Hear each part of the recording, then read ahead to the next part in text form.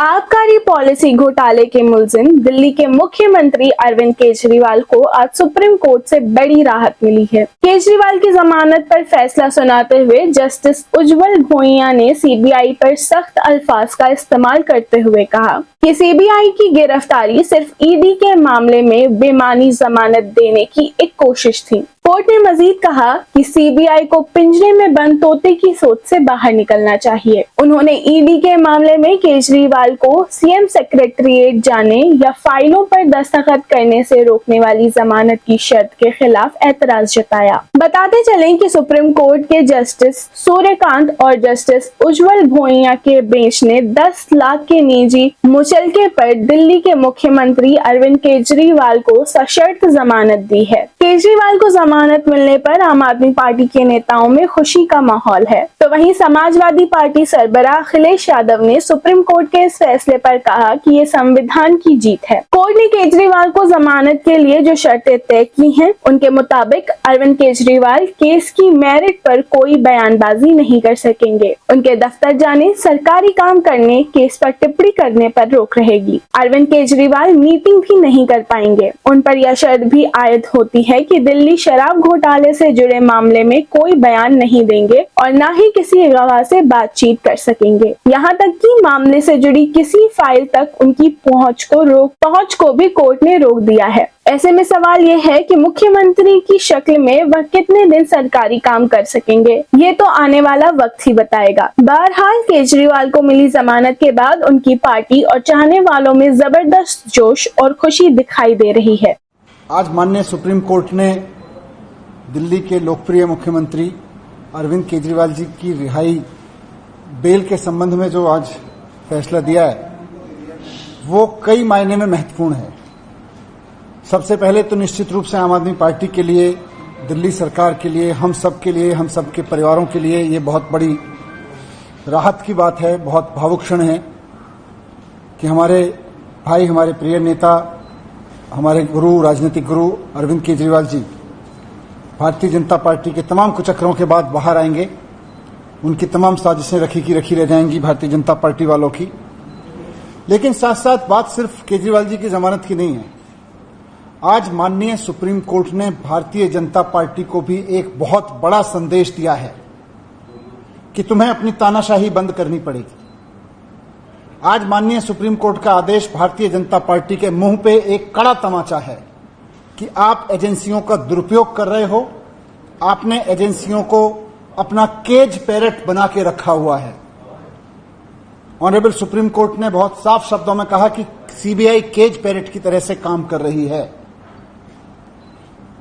माननीय supreme court का यह फैसला सिर्फ पार्टी, सरकार या व्यक्ति के लिए, हमारे लिए महत्वपूर्ण नहीं है। केवल देश के आम आदमी को ऑनरेबल सुप्रीम कोर्ट का साफ संदेश है, साफ भरोसा है कि आप चिंता मत करो। अगर कोई तानाशाही चलाएगा, अगर कोई एजेंसियों का दुरुपयोग करेगा, तो देश का संविधान उसकी रक्षा के लिए है। संदेश साफ है ऑनरेबल सुप्रीम कोर्ट का कि तानाशाही के खिलाफ देश का संविधान हर आम आदमी के लिए, रक्षा के लिए है। और भारत में अगर किसी की चलेगी, ना तानाशाही की चलेगी, ना सीबीआई की चलेगी, ना ईडी की चलेगी, ना इनके तानाशाही कानूनों की चलेगी।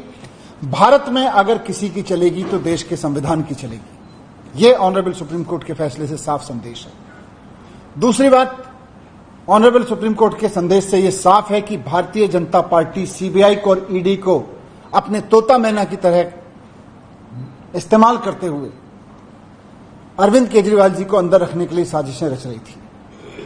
खुद ऑनरेबल सुप्रीम कोर्ट में यह कहा गया आज कि जिस तरह से सीबीआई ने सीएम साहब को अरेस्ट किया, उससे यह साफ हो जाता है कि सीबीआई जानबूझकर केजरीवाल जी को अंदर रखने की मंशा के तहत उनको गिरफ्तार कर रही थी।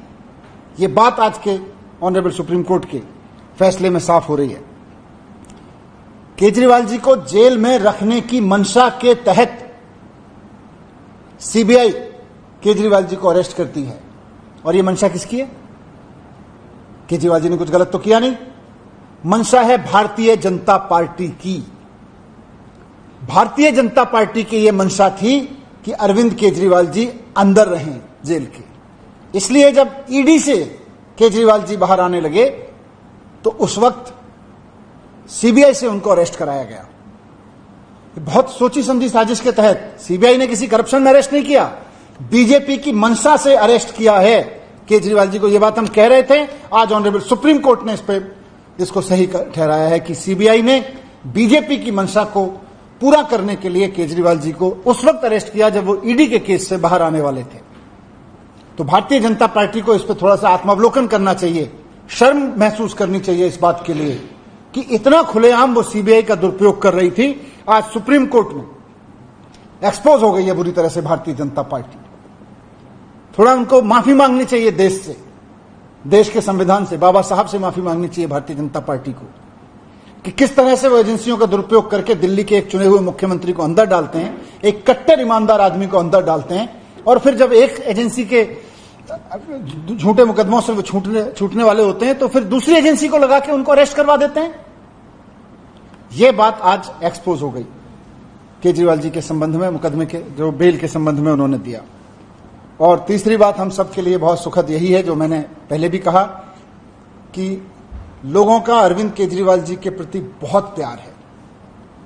लोगों का प्यार, भगवान राम की, हनुमान जी की कृपा और देश के संविधान का कवच, ये तीनों अरविंद केजरीवाल जी के साथ हैं।